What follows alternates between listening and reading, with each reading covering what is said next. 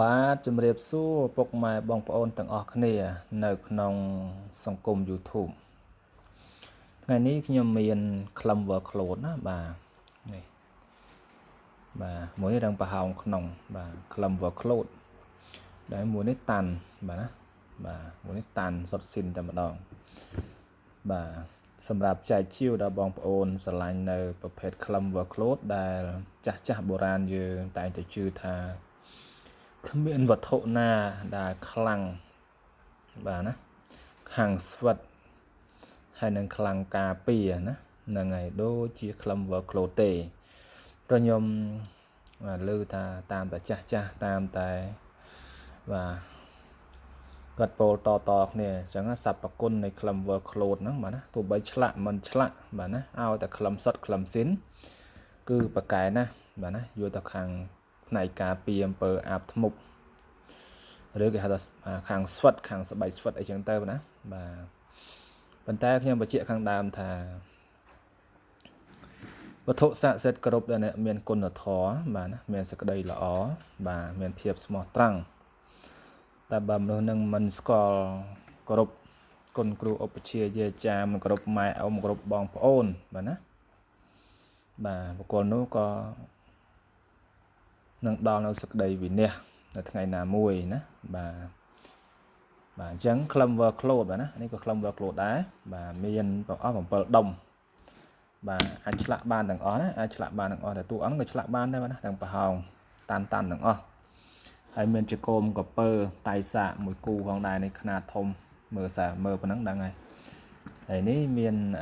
វល្លិចងឯងខ្នាតតូចខ្នាតបតោងបាទណានេះបាទអញ្ចឹងខ្លឹម workload នេះសព្វគុណទី1ណាខាងការពារអំពើអាបមុខណាអំពើអំពន់នឹងទៅទី2ណាហ្នឹងហើយគេថាយើងប្រកែខាងការពារនៅក្របម្សេវអីចឹងទៅបាទណាបាទបងទៅរៀនជួមុខនឹងដែលអ្នកដែល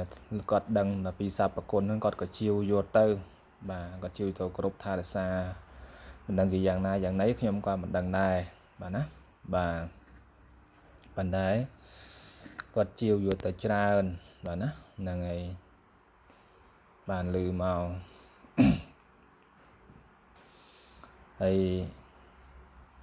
ម្យ៉ាងទៀតហ្នឹងក៏ទី3ហ្នឹងខាងគេថារឿងរ៉ាវហ្នឹងតែរបូត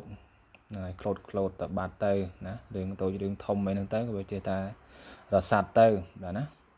ទី4ហ្នឹងគេប្រើខាងមហាអំណាចខាងទៅណាតណៃអត់ចាញ់ច្រាបទឹកចាញ់ច្រាបដីចាញ់ច្រាបអីតូចធំអីទេណាបាទទី5នេះយើងអាចបន្សាបជាតិពុលបើយើងអត់បានលាបប្រេងនៅកមួនទេណាយើងប៊ីមទៅបាទដើម្បីបន្សាបជាតិពុលបងប្រុសម្នាក់គាត់ធ្វើតាហ៊ាននៅខាងផ្នែកកំពង់ធំបាទគាត់បាននិយាយប្រាប់ថាប្រពន្ធគាត់ហ្នឹងពុលអាហារពុលចំណីបរិភោគហ្នឹងយប់នឹងយកទៅណាគាត់ដោះអាហ្នឹងឯងដាក់ជាមួយទឹកអង្ករហូបទៅក៏សាបជាតិពុលមែនហើយគាត់បាននិយាយថាគាត់បានពិសោធន៍ខ្លួនគាត់ដែរបាទឆ្កែមកខំជើងគាត់ខំមិនត្រូវខំប្រឡោះជើងគាត់ហ្នឹងគាត់ថាអស់ចាដែរបាទគាត់បានពាក់ដល់ខ្លឹមក្លូតនោះឯងបាទណាគាត់ហ្នឹងគាត់និយាយរឿងពិតរបស់គាត់បាទ